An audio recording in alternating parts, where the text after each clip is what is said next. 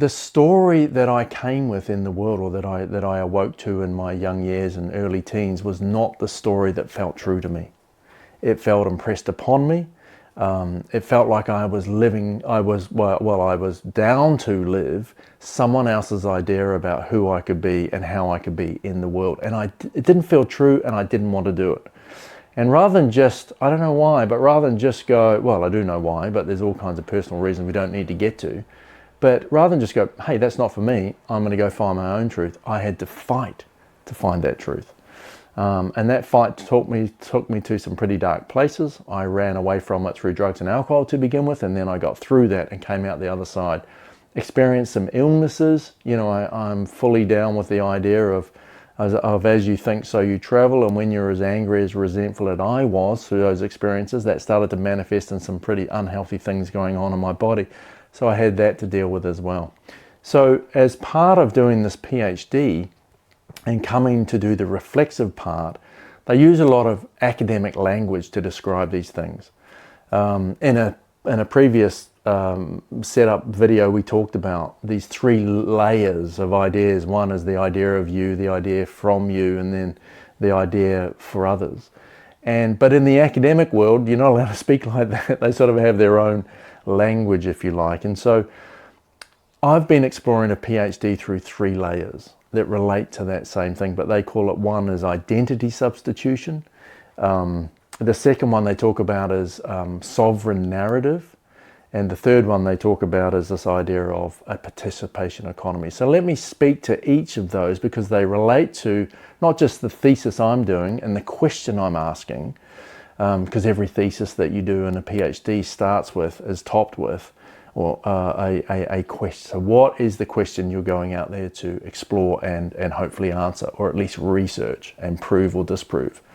And so those three layers inform the question I'm asking. And by doing this thing called reflexive practice, I'm situating myself in the research. So almost I am the prototype for what I'm now doing in the world. And the only reason I'm doing it, and what I'm really interested in about, is one, it helps me understand my own story, and I get benefits from that, of course, because I understand my own narrative in a new way and how I've ended up doing what I'm doing. But what's really interesting, and what's driven and inspired me to do that, is I see and I speak to and have hung out with young people all around the world. UK, Europe, USA, India, Asia, down under here in Aotearoa, New Zealand, Australia. I've worked with young people everywhere, because I've worked with artists and musicians all around the world, understanding their fandom.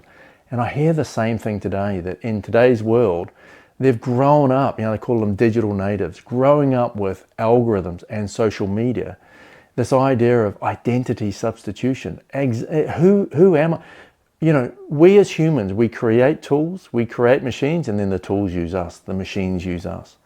And so when we talk about the idea of identity substitution in today's world, it's going to be so needed and beneficial for young people today to really understand who they are and what is that deeper truth within. So, in my innovation practice and talking about Humanware, we talk about the idea of you.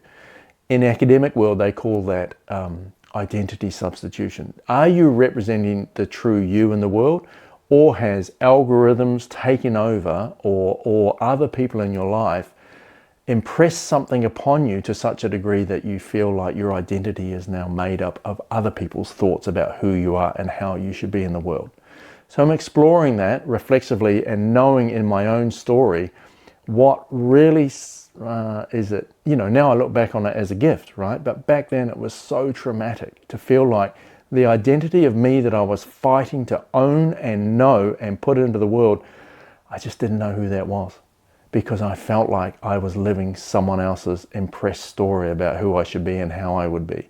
So I'm exploring this idea of identity substitution, and that then leads to this idea of sovereign narrative, of authoring my own becoming. Because if I can find and connect with some sort of deeper truth within me, then I can use that truth to author who it is I am and who it is I then want to become. Again, like last time, we talked about this idea that you can surface from within and put into the world. This is authoring your true identity in a way of who you want to become. the idea of you and the idea from you. And they call it sovereign narrative. Sovereign meaning you own it. It is you. It's yours. It's come from you. And the narrative is the story of you, right? That's why it's called story as method. Your story as a way is the method of understanding who you are and the story of you that you want to put into the world. If you can own and narrate that story, then it will be, the truth of you will come through in the world in such a beautiful way that other people will recognize. You'll become such an attractor in the world because you are walking your truth. As my old mentor used to say, you learn to walk to the beat of your own drum, right? Which means you are less impressible upon. You develop that sense of agency to live intentionally because you're empowered to create the life you want to live, the work you want to do, and connect with the people you want to do it with. Like minds, like communities, like fandoms, right? So sovereign narrative. And then this third part is they've really started to get under the skin of what I call fandom. They call it participation economy. What does that actually mean? So you'll know that platforms, even doing these videos for like YouTube, etc., the value is extracted and owned by the platform. Spotify is one of the best examples right now, right? In terms of artists, putting their music onto that platform, everyone's subscribing and paying to get that music. Most of that value either goes to the platform or in Spotify's case to the labels who own the platform. A tiny percentage of that actual value that fans are paying go to the artist who made the music in the first place. So we have had an extractive economy around fandom, and part of what I see the change, and the change I'd want to be part of helping make happen, is what we call a participation economy. So not all of that value only goes one way to the platform. The value becomes shared value and what we call reciprocal value. That acts of fandom are noticed and valued and stay within the community of fandom that it's about. And we participate in a shared economy of value that circulates within that fandom. Because without fans there is no economy. So why should fans always be transacting for their fandom and then having that transaction go away? Yes, we get the benefit of the music. Fantastic. But together with an artist, with a brand, with products, with themes in the world that we're big fans of, there are different ways of participating in those as shared value, as some kind of shared economy. And then as our depending on our level of fandom accrues, it becomes a store of value. Then we can share and transact around that shared sense of value, a much more participatory kind of economy. Those are the three levels of the PhD I'm working on. And together for me, they start to coalesce into the question I'm asking.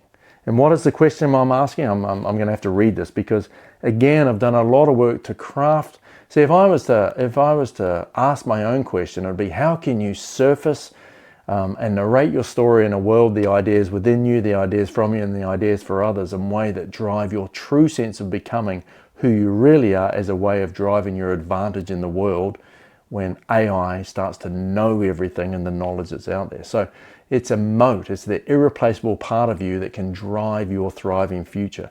Here's what that sounds like. So I know how that as a lived experience feels. I know what I'm trying to do.